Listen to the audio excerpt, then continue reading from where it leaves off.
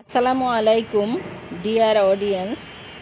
যে গাছটি এবং ফুলগুলো সামনে দেখতে পাচ্ছেন এটা হচ্ছে চাইনিজ গাইনুরা ফুল। চাইনিজ গাইনুরার পাতা হচ্ছে অর্নামেন্টাল প্ল্যান্ট। এটা অর্নামেন্ট হিসেবেই লাগানো হয়, শোভাবর্ধনকারী পাতা।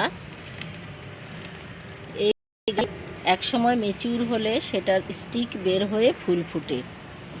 এই ফুলটি প্রথম ফুটলো আমার বাগানে, ছাদ বাগানের। এটা ঝোপের আড়ালে ছিল, যদি রোদে থাকতো তাহলে নিশ্চয়ই আরও সুন্দর, পাতাগুলোর কালার আরও টুকটুকে রং হতো।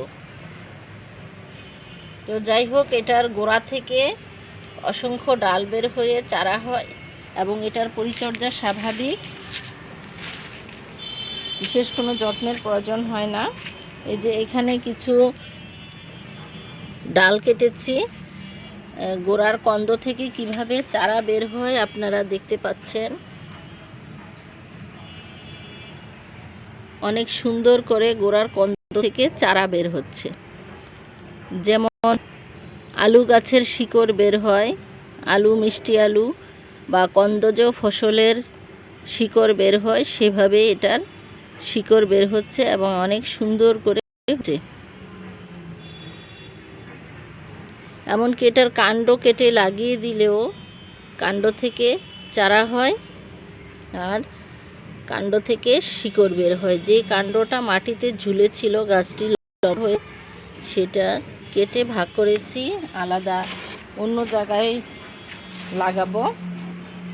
আর এখানে যেহেতু ফুলটা ফুটলো, পরিচিতির জন্য দিচ্ছি। আরেকদিন আরেকটা ভিডিওতে দেখাবো গাইনুরা প্রকাম্বেন্স, যেটাকে বলে ডায়াবেটিস শাক। গাইনুরা শাক খাওয়া যায়, কিন্তু চাইনিজ গাইনুরা খাওয়া যায় না। এটা হচ্ছে শুধু শোভাবর্ধনের জন্য লাগানো হয়, বিশেষ করে পাতা লাগানো হয়। তবে যখন ফুল ফুটে, সেই ফুলটা দেখলে অবশ্যই ভালো লাগে। ফুলের মাধ্যমে মন ভালো হয়, বাগানের শোভাবর্ধন হয়। আসলে এটা পাতাবাহারের জন্যই লাগানো হয়, কিন্তু ম্যাচিউর হলে ফুল ফুটে। ফুল না ফুটলেও এটার পাতার সৌন্দর্য অনেক। এর পরিচর্যা স্বাভাবিক, এটার জন্য আলাদা কোনো শ্রম দিতে হয় না।